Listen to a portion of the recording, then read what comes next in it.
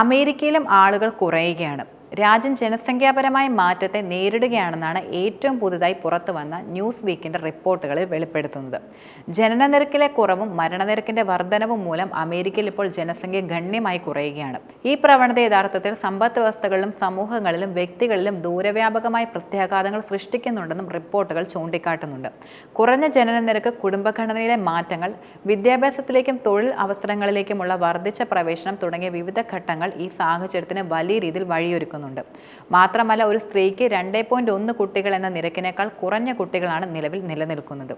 സ്ത്രീകളുടെ വിദ്യാഭ്യാസത്തിലേക്കും തൊഴിലവസരത്തിലേക്കുമുള്ള വർദ്ധിച്ച പ്രവേശനം, വിവാഹം വൈകൽ, ജനന നിയന്ത്രണ മാർഗങ്ങളുടെ വർദ്ധിച്ച ഉപയോഗം എന്നിങ്ങനെ ഉൾപ്പെടെ വിവിധ ഘടകങ്ങൾ ഫെർട്ടിലിറ്റി നിരക്കിലെ ഈ ഇടിവിന് കാരണമായേക്കുമെന്നും ഈ റിപ്പോർട്ടിൽ വെളിപ്പെടുത്തുന്നുണ്ട്.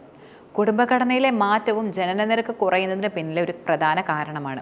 ഒറ്റയ്ക്ക് താമസിക്കുന്ന ആളുകളുടെ വർധനവ്, വിവാഹം വൈകുന്നത്, വിവാഹമോചന നിരക്കുകൾ വർദ്ധിക്കുന്നത് എന്നിവയെല്ലാം കുട്ടികളുടെ ജനനം കുറയ്ക്കുന്നതിൽ വലിയ പങ്കാണ് വഹിക്കുന്നത്.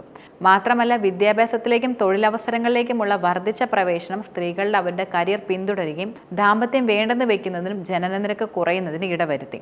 ജനനനിരക്ക് കുറയുന്നതിന് പുറമെ പ്രായമാകുന്ന ആളുകൾ, വിട്ടുമാറാത്ത രോഗങ്ങൾ, പകർച്ചവ്യാധി തുടങ്ങിയ കാരണങ്ങൾ കൊണ്ട് അമേരിക്ക ഉൾപ്പെടെയുള്ള ചില രാജ്യങ്ങളിൽ മരണനിരക്ക് വർദ്ധിക്കുകയാണ്.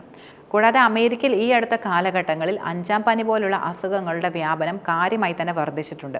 ഹൃദ്രോഗം, ക്യാൻസർ, പ്രമേഹം തുടങ്ങി വിട്ടുമാറാത്ത രോഗങ്ങളുടെ വ്യാപനം മരണനിരക്ക് വർദ്ധിപ്പിക്കുന്നതിന് കാരണമായിട്ടുണ്ട്. ഇത് യഥാർത്ഥത്തിൽ അമേരിക്കൻ ജനസംഖ്യയിൽ പ്രതിസന്ധികൾ ഉണ്ടാകാനുള്ള കാരണമാണ്. ഡിസംബറിലെ തിരഞ്ഞെടുപ്പ് പ്രചരണ പ്രസംഗത്തിൽ നമുക്ക് കൂടുതൽ കുഞ്ഞുങ്ങൾ വേണമെന്ന് പ്രസിഡന്റ് ഡൊണാൾഡ് ട്രംപ് പറയുകയുണ്ടായി. കഴിഞ്ഞ മാസം അമേരിക്കക്കാർക്ക് ഇൻവിട്രോ ഫെർട്ടിലൈസേഷൻ ലഭ്യമാക്കുന്നതിനുള്ള എക്സിക്യൂട്ടീവ് ഉത്തരവിൽ ട്രംപ് ഒപ്പും വെച്ചു.